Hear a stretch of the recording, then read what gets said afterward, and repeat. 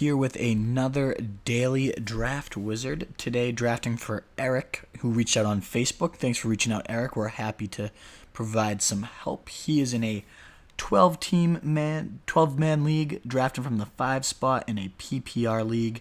Only 2 receivers, not 3 receivers, a flex, 14 total rounds. Let's get it going. So good luck in your draft this year, Eric. Here is some takes on what I would do on the 5 position. Some specific questions he asked were who would I go as in terms of a receiver there. We talked about Julio versus Evans versus OBJ and how they're all great options. You go with your gut there. My personal option's Evans. We'll talk when we get to that pick. He also wanted to know, do I go running back in round 2? So we'll do a couple drafts where I'm just going to do exactly how I would do it, best player available in my eyes, and then also experiment a little for you, see what happens if I go RB, what if Gronk's there, things like that. So we'll rifle off a few different draft wizards here from the 5 spot. I think it's a good strategy going in the future. One quick note too, if you are listening right now and thinking about submitting one, let me know if you ever want me to do specific rankings like Yahoo or ESPN. For now, I'll just do the standard experts and composite ADP. But in the future, if you know you're on Yahoo and you want to see how the draft might unflow based on their rankings, just let me know. But Eric, we're going to get this ripping for you from the 5 spot. So let's start this mock. The eager anticipation of the draft load. And here we go. So that exact question you asked, Julio, Odell, Mike Evans, if they're all there. My pick is Mike Evans right now, honestly. Even though 62% of experts think it's Julio, and I know the red zone role is increasing, and that gives him easily the highest ceiling of fantasy. He just has all those foot little things and always is dinged up, and he'll have that monster 300-yard game and carry you for at least a week, and very consistent too. Obviously, it's Julio, but at the end of the day, he's always fades, and often at the time you need him most in the playoffs. Odell, I've had him for 2 years. Love the guy. He's a great receiver, obviously. Just nobody else can take a slant and just rip it to the house. Makes the most ridiculous catches you'll ever see. But I still love Mike Evans. Everyone's worried about his target volume, but you look at his first couple preseason games. The first game in 1 quarter, 7 targets, 4 catches. The next game played a half, had 5 catches for over 50 yards and a half. I mean, this guy is just still going to be a volume monster. The volume's going to be even higher quality because Deshaun Jackson's taken the attention. And it just seems like him and Winston are on the same page 100% like they were last year. There's no out-of-shape concerns like there were a few years ago with Mike Evans when he faded. I think this guy has a real threat to lead this league in catches, yardage, and nobody's really considering that. I'm going Mike Evans. He's my second-ranked receiver right now. But again, you do you. Whichever of those 3 you like the most, it's going to be a win-win. You're getting 1,300 to 1,500 yards, double-digit TDs, all that type of stuff from your guy. So now T.Y. Hilton's the most recommended. With luck hurt, I absolutely disagree. I do not like T.Y. Hilton here. And I look at the rest of the receivers. I like Amari Cooper more. I like DeAndre Hopkins a lot more. Both those guys could potentially fall to me in round 3 given how many receivers are still on this list. And I like Brandon Cooks more than I like T.Y. Hilton right now. So maybe this is where I take that plunge on a running back. Personally, I love Crowell at this list. I don't like Fournette right now with all the foot news. He struggled with foot injuries throughout college. And then you got Ivory and Yeldon kind of nipping at his heels. The coach saying it's a 3-back committee, which I don't fully buy. I mean, Fournette's just so much more talented. But I like Ivory. Good goal line battering ram. Could steal touches there as powerful and strong as Fournette is. Yeldon there to steal touches. What if Fournette becomes just a glorified between the 20s guys with foot problems? No, thank you. I'm just noticing now Joe Mixon at 2.7. What the fuck is that? I don't know. But out of all this, though, the guy that's standing out to me and who I would definitely go is Rob Gronkowski, PPR. Huge edge every single week. I know there's depth at tight end, but really there's, I think, more depth at receiver and running back this year. They're falling so far. And you can load up on guys like Eric Decker, Deshaun Jackson late to round out a receiving core, Bilal Powell, Doug Martin falling for RBs. Give me that week-to-week edge. I'll draft a guy like Hunter Henry round 9 as insurance. And PPR, let me get Gronk here. So I'm going Gronk. Love my PPR upside here with these two. And then the running back we were just talking about, Crowell has fallen, which is tough because DeAndre Hopkins is here too. These two are neck and neck in my big board. if I'm approaching the, oh man, that's tough. This is a tough one. Those really are the only two I'm considering. No Lamar Miller. Hopkins is just such an edge among the rest of these receivers, but I think Crowell's also a tier above those rest of the running backs too. He beefed up line, just gonna get absolutely worked this year, according to Hugh Jackson. Ah, man, tough decision between these two. My roster doesn't have an RB, and I think Crowell could be a true RB1, but I really like DeAndre Hopkins to bounce back. Now, I just realized and forgot, though, this is a 2-receiver, 2 RB league, which means I'm only starting 2 guys. Tyreek Hill might be there next round. Martavis Bryant certainly will be there round 4 or 5. Let me get a good running back in this type of format. If I had 3 receivers, I really genuinely think I'd go Hopkins. But that 2 receivers does make a difference, so it's good that I caught that. Let's go Crowell. Let's get a guy I believe will be a true RB1 in 2017. And now the names fall off, and it's the waiting game. Golden Tate, nothing sexy about him, but the surest 120 targets you could look for. Let's look, though, see what we're seeing here at running back and receiver. My boy's still here. My wide receiver 15, number 28 overall. This is definitely a good value for Tyreek Hill, who I think could explode this year. In terms of running backs, I think Dalvin Cook's a clear edge above the rest here. When you look and you see Martavis Bryant still here, I really like to go Cook here. I think he, out of this list, could be the true workhorse. I mean, Hyde, if he locks that job down, will move up above Cook because I think Shanahan's blocking scheme is unbelievable. Obviously done wonders for guys like Steve Slayton, Alfred Morris. Most recently, the Atlanta backfield has been absolutely killing it. So if Hyde does nail that roll down and show he's a good fit, then he's the pick. But for now, Cook looks like a true 3-down horse, catching the ball, dump off city with Sam Bradford. I think he's the clear edge. If Tyreek Hill's gone, though, and I miss out on that upside, I'm going to be pissed. But here's fingers crossed. We go Cook. No, I can't pass up my boy. Sorry. I know I just ripped off a bunch of Cook analysis, but I'm not missing out on my guy, Tyreek Hill. Sorry. I would break my heart for him to go. Dalvin Cook just went, which is disheartening. I would have loved to see him fall 2 picks away. Anderson can go throw himself into a trash can. Hate that pick there. But who I love is Bilal Powell. Great PPR asset. I think it's going to be dump off city there. So I don't think that's a huge downgrade. But then I look at this talent, number 30 overall on my big board, Martavis Bryant. I can load up my flex with another potential wide receiver 1, and I'm not passing up that chance. Again, you only have 1 RB spot to fill. I can load up on tons of guys now. So let's look. Bilal Powell, my guy, is gone. Next highest on my big board would be Spencer Ware. I know he's at risk of losing this job and probably will at some point by midseason because I'd love Kareem Hunt. I'm going to try to get Kareem Hunt around 8 or 9, lock up that entire backfield. Andy Reid's number 1 backs have averaged 19.5 PPR points. And I know he's had Jamal Charles and Brian Westbrook and some great talents, but you're going to get some strong games out of Spencer Ware. I'm going with him. I'll probably load up on another running back this next round. This is what's nice about having Gronk. So I don't have to worry about these tight end runs starting to happen. I like Ertz as a value. That's a good pick.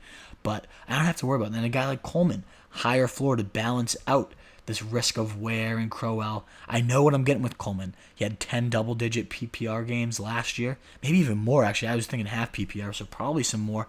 Involved more in the receiving game, they're saying, this year. Devonta Freeman's in a concussion protocol. If that flares up in the regular season, no handcuff has more upside. The truest of the handcuff with benefits, falling all the way to round 7. I think that's a no-brainer. Don't love Gore. I like Duke Johnson, not at this value. And, Winston, definitely a QB I love. But when you look at this list, there's still huge names available. So I don't have to worry about QB yet. Let's get some depth at running back. Start building a stable. Oh, and there's a name I didn't consider, and I hope I don't see him go. There he goes, is Doug Martin. That's the guy I really wish I took. And, what's useful here? Let's just go backwards. We want to make this the ideal draft for you. I forgot to scroll down because it's such a joke. He's ranked as the RB36 on this list. You've got to be shitting me. That's no wonder I missed on him. Doug Martin's the clear guy, especially that we have two guys locked up. Ware can carry us for at least 3 weeks until the muscle hamster's in, being the RB1 self. I think he's going to be this year. I think that's a no-brainer. Now let's get some more depth here. Running back and receiver, keep loading up. I love Eric Decker and Deshaun Jackson. Like Theo Riddick as far as he's fallen, but Eric Decker is head and shoulders above this pack in my eyes. The true go-to for Mariota, they're saying in camp. I mean, that's the most efficient red zone passer with one of the best red zone weapons. Averaged, more touchdowns than anyone in the league since 2012, besides like Dez Bryant and Demaryius Thomas. So, I mean, this guy's a true red zone maven. He's paired up with a QB that's great there in that area. Give me him as my fourth receiver. I mean, I definitely have some risk at the position with Martavis Bryant, Tyreek Hill. Far from guarantees as high upside as they are. Tell me Deshaun Jackson's still there. Let's get another great receiver in case Decker doesn't pan out. We're just building a stable. An RB stable is definitely going to be crucial from here on out. And the talent is looking pretty grim. I mean, we've got Thomas Rawls, who could be the starter there. It's going to be an important preseason night tonight for our guy, our hated guy, Eddie Lacy, fat as shit. But he's going to be getting all the featured work tonight at 10 o'clock. So if he shows well, this could be a pick that really just doesn't matter. And then you look and you see my number 5 QB on the board. Let's get our QB shored up with my number 5 guy. A guy I think is going to really explode with his coordinator.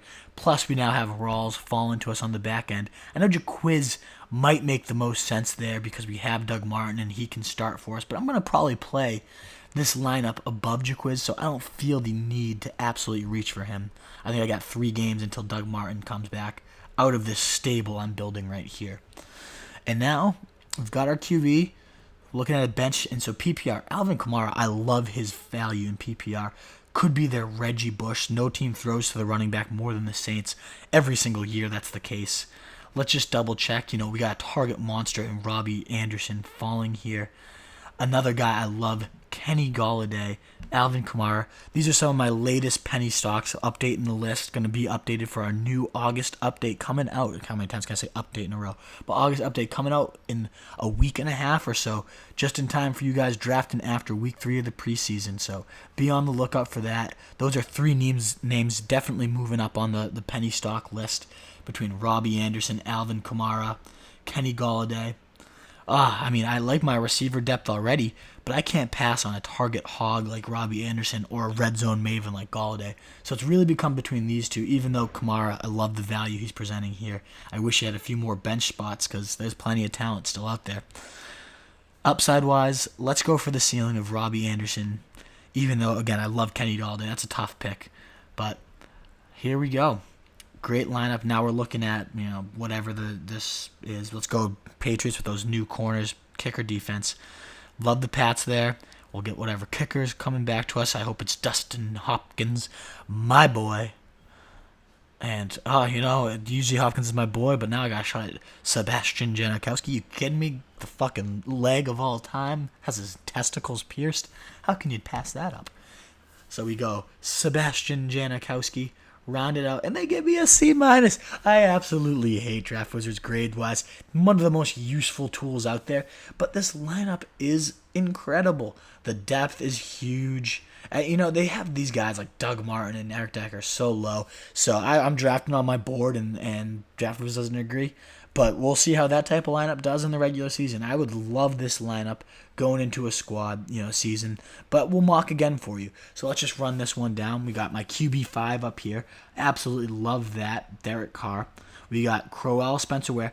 Not the ideal backfield by any means, which makes me think, what if I go Shady in round 1? He wasn't there for the taking this time. We'll do another mock and just see what could the round 1 RB situation change our team. Or we could have gone another receiver and instead of having Gronk. But, I love Mike Evans, obviously. That's probably part of the grade is, everyone's higher on Odell and Julio. I like Mike Evans. Give him to me. Give me the target hog. But replace him with whichever of those 3 you like. That's fine by me. I love Tyreek Hill. Went earlier than the experts. So, yeah, this is a wolf draft, not a draft wizard. That's why I get a C plus or C plus. Don't be too generous with yourself, Wolf. We got a C minus here. But I think that's bullshit. I think this team is stacked. Tons of depth. Just, you're going to find people to play every single week. Wish I had a better RB2. Let's look back at the draft board, see if I could have changed that and who I might have changed that with. So these are our picks. Mike Evans, I love Gronk there. I think he's an edge above all these receivers. And then, Hopkins, look at how far he fell. Could have gone Hopkins there, had two sick receivers, but I really love the value, 4 and 5. I feel like I do this every single draft. Tyreek Hill, Martavis Bryant. Tyreek Hill, Martavis Bryant. Every single draft. Those are two guys I'm clearly tied to. Wouldn't have changed that. I mean, I know I mentioned maybe going Cook here. Having Crowell and Cook would have looked sexier, but I would have been really kicking myself if Hill didn't fall here, as much as I like Martavis Bryant to blow up. And I just like this upside. I think this 3 receivers in a PPR league, all 3 have wide receiver 1 upside. You get Spencer Ware, who's going to be useful for at least a few games, so then you can get Doug Martin back. Then you got, potentially 2 RB1s there. A lot of potentially on this team. But you have 2 friggin' sure studs in Evans and Gronk, and just so much depth below them. Probably would recommend, I know I went Robbie Anderson here. I saw Julius Thomas still on the board. Might be worth having some Gronk insurance when you go him that high. So, where would I have taken someone? Let's see where Hunter Henry. Hunter Henry fell this far. Instead of Deshaun Jackson, that is one thing if I could go back and change it. Give me Hunter Henry, who could potentially be a flex play as if he blows up as much as I think he is, to pair up with Gronk. I have a great backup plan. I have great receivers already, so I didn't necessarily need Deshaun Jackson there. My RB depth isn't as good as I'd like it. I would love some more Bilal Powells and Danny Woodheads to round out the stable, but so be it. I'm fine with it. I think this is a great squad. C minus my ass. I like this a lot. Let's do another one for you, though. Start over. We're going to, like I said, try to do a few options here for you, Eric. After the number 5 spot, PPR, again, 2 running back, 2 receiver. Does change things. Let's do at least one more and kind of see what happens here. And we're off. Shady's going at 4 again. I really wanted to try a lineup with going LaShawn McCoy and having a running back first, but the computer's not going to let that happen. So I told you my boy's Mike Evans. Let's say your boy's Julio. We'll go Julio this time. Probably get like a 90 grade on friggin' Draft Wizard now after all that shit. Zeke Elliott's gone, unfortunately. I would like to see what could happen with him as an option. Now, Todd Gurley's interesting. He's been getting split out wide more in camp. Sean McVay's a more creative mind, and now you bring in Sammy Watkins to stretch the defense at its seams. I have Gronk higher on my big board, but we just did one with Gronk. So let's see what happens if we go Gurley here. I think he's got some ripe chances at a bounce back. Improved line with Andrew Whitworth. A lot going on there. So I like Todd Gurley there at the first RB spot. Gronk, unfortunately, just goes right before our pick. Right under our friggin' nose. Oh, that would have been sexy to have Julio, Gurley, Gronk. It just make me splooge all over the place right now. Crowell's gone, so we're not going to go RB. But you know what I do like here is Keenan Allen. The reason I like Keenan Allen, yeah, he's a huge injury risk. I understand that, and it's absolutely true. There's no denying it. There's no disputing that. It's facts.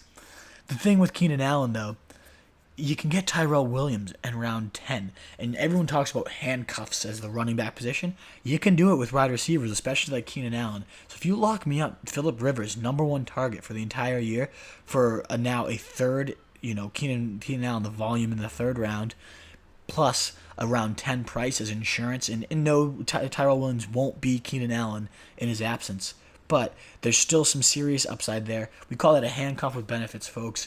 Let's make sure we get Tyrell Williams late, get Keenan Allen on the squad, and then hope our boy Tyreek Hill, who I actually have higher than Keenan Allen, but I know goes later, so I'm playing the market here. Tyreek Hill is there. We're going to take our boy for our flex. Look at those 3 receivers, Julio Jones, Keenan Allen, Tyreek Hill. Just make me come all over the place. Thank you. Appreciate it. And now so Round 5 is where I'd actually start considering Jordan Reed. I know he's the softest piece of shit. His toes already hurting, but now he's got cleats. Yay, it's reinforced and he feels so much better. Who knows how much of that's bullshit. But at the end of the day, he could be the only guy that threatens Gronk when he's on the field. You know, the only guy that had more than one 20-point effort last year was Jordan Reed. Obviously, if Gronk stayed healthy, that would have been a different stat. But Jordan Reed's ceiling is enormous, especially Pierre Garcon's gone, Deshaun Jackson's gone. Multiple times I've said this, but Jay Gruden coming out and saying this offense is going to funnel through Jordan Reed. I know Kirk Cousins' passer rating's like 126 or something insane when targeting Jordan Reed. So the chemistry's there. The guy's got the prominent number one role of a very pass-heavy attack when he's on the field. That upside's very, very tough to pass up. I like Carlos Hyde a lot, but he's not guaranteed the starting role. Kyle Shanahan's made rookies like Joe Williams into his starter out of nowhere. He did it with Alfred Morris just a few years ago. He did it with Steve Slayton back in the day. Both of them had 1,600-yard and 10 TD seasons, so the upside is there for whoever his lead back is. I'm not 100% convinced it's Carlos Hyde. I have Hyde higher on my big board, but it's really tough for me to pass up on the upside, especially in PPR, of Jordan Reed right here, especially with considering these positive reports coming out that he could truly get back on the field. I think he's a tier above the rest of these guys. I don't mind Danny Woodhead, Bilal Powell, any of these guys as my RB2, which someone will be there next round. Give me the tight end edge. Let's do it. And lock in Jordan Reed and his soft, soft ass. That is a big run, but my guy who I was hoping would still be there, and he still is, Mr. Bilal Powell. Let's welcome him to the squad. And got just a sickening core 5 here. Core 6, I can't count. But what a great squad. And now we can just keep building depth. I like Kirk Cousins, but with Rivers still there, Prescott, who we had a great interview with RJ Ochoa of the Ocho Live. Great show, great interview. Talks a lot about Dak becoming just that next step in training camp.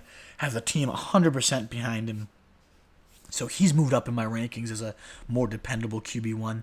So even though I do have Cousins above all these guys, there's enough depth that I can keep loading up here. Guys like Tevin Coleman, high floor. I saw my guy Doug Martin's already gone. That really blows. But Amir Abdullah, a lot of people love. Not my cup of tea as a potential between the 20s purgatory guy. But Tevin Coleman, I can absolutely get behind.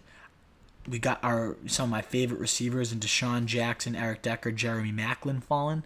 All guys, I love all three of them, so one of them will likely be there next round. Let's get a running back to throw on the bench behind Bilal Powell as my RB2. I know I can depend on Coleman to be a sturdy RB2, so I can throw him in if Bilal Powell doesn't pan out and is the dump-off machine I think he will be. But he will be a dump-off machine because that team's going to suck. Matt Forte's old and can't even make it through training camp. No way he's going to make it through a season. The number 3 scorer in all of fantasy when he was this number 1 starter, Bilal Powell, was only trailed Le'Veon Bell and Aaron Rodgers from weeks 13 through 17. Yep, that means Bilal Powell did outscore Tom Brady, David Johnson, among others, once he was a starter. So I think he's going to pan out all in all. But give me the insurance policy. Thanks. Tevin Coleman on the bench, or I can just stash him unless Coleman goes down. Huge upside. They're recommending I go running backs or Cam Newton. I want to see what receivers are still here. And like I mentioned, 2 of my favorite boys, Deshaun Jackson, Eric Decker. I like the floor of Eric Decker personally, especially PPR. I think he could be a volume monster. Let's throw him onto the bench in case Tyreek Hill doesn't explode like I expect, or Keenan Allen goes down. Oh, we forgot our insurance policy, and there he goes. So that means we just have to load up on more receivers. And, you kidding me? This guy's shooting up my board, probably even higher than Decker at this point. Devontae Parker, who I think is going to outscore Jarvis Landry this year. Yeah, let me repeat that. Outscored Jarvis Landry. Just got compared to Alshon Jeffrey, but faster by Jay Cutler. And what did Jay Cutler do with Alshon Jeffrey? Only helped him have a career-high 1,400-yard season because he just loves to chuck it to the big boys.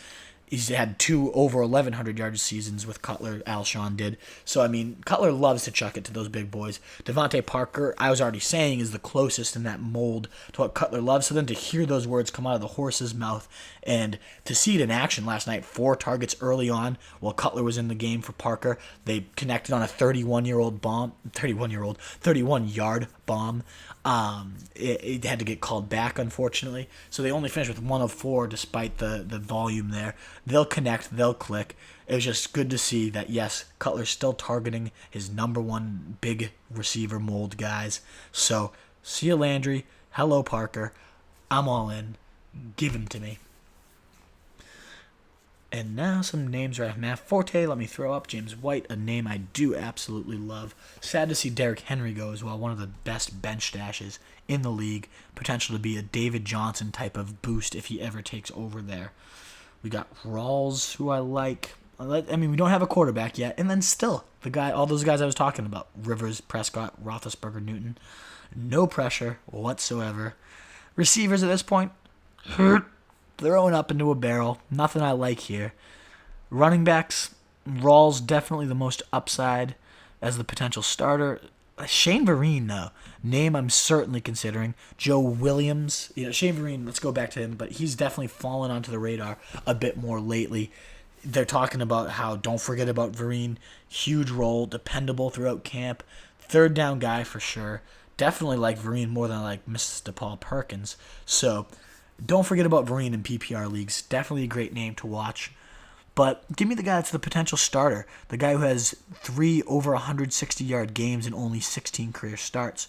That's Thomas Rawls. The ankle injury flaring up really is pissing me off right now. I don't like that. It's scaring me.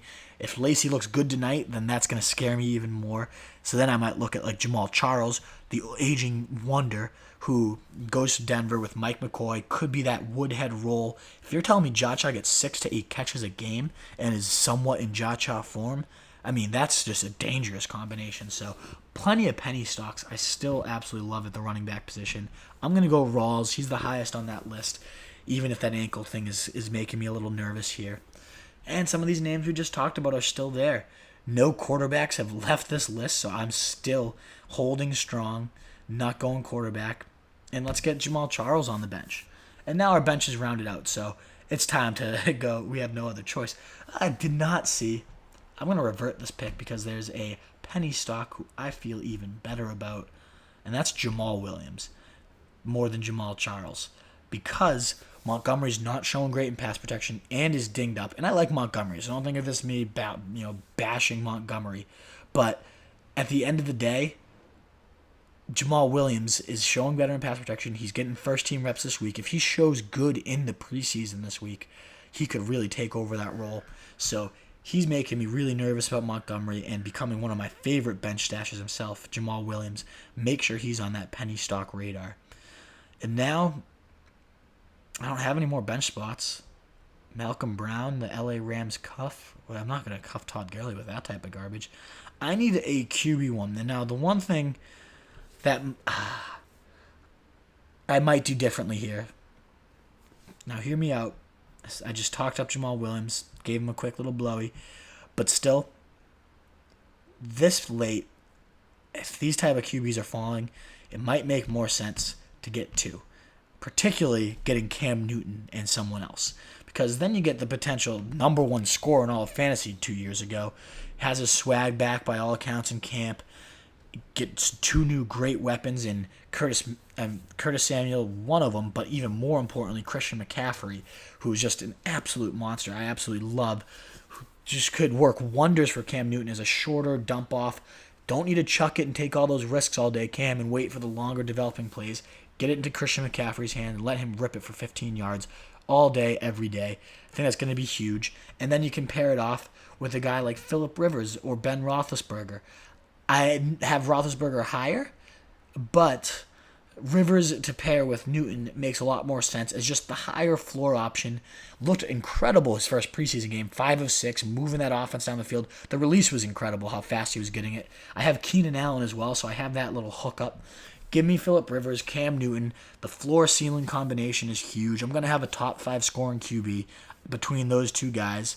And now I gotta, if this was a real draft, I wasn't worried about getting a sweet little draft wizard grade.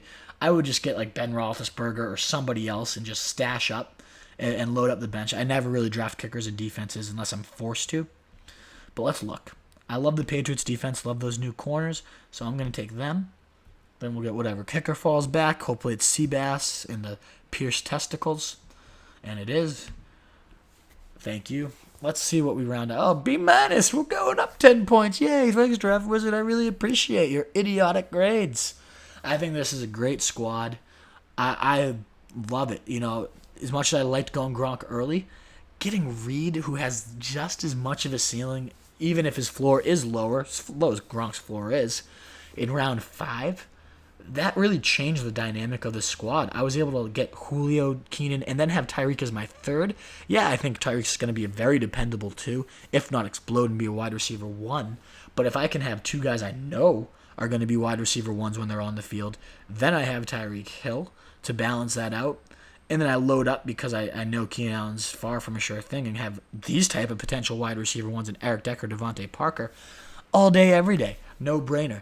This backfield is filled with question marks. Absolute, could be trash if Gurley doesn't pan out and has the season like he had last year and the team just doesn't take a step forward. I think Goff does take a step forward. I think Sammy Watkins' presence, that deep ball threat that he presents, just does more wonders than anyone could even imagine. He's never had an option like that outside. And then you add Bilal Powell, dump off City, got some guys behind him. Tevin Coleman really only that I could potentially throw in. If Rawls takes the starting role, yes. So my RB depth is a little shoddy. Don't love that.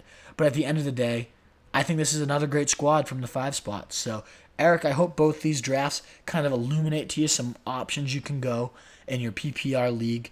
Just again, I always preach in all these drafts, it doesn't matter where you're drafting. Build that RB stable. Build that wide receiver stable, get depth, have 4 or 5 deep that you can throw in at each position, and just kind of figure out the tight end game from there. If a value like Jordan Reed falls in 5, go for it. If Gronk's there in round 2 and you're loving it, go for it. If he falls in 3, you better take him. But tight end you can punt if you need to. I love this depth. Zeke hasn't fallen in either of these drafts, but I think Zeke, if he falls, would be the best option in the second round. Either way, great squad. I love it. I think this is B-'s bullshit grade. You roll this one out, you're going to do well. Good shit. This is Daily Draft Wizard. If you want one done for you, make sure you're following at Roto Street Wolf on Twitter. Hit me up. And either in my DMs or with the hashtag Daily Draft Wizard, let me know your league size, where you're drafting, scoring settings, PPR half or standard, any unique things. Is it 2 receiver, 3 receiver?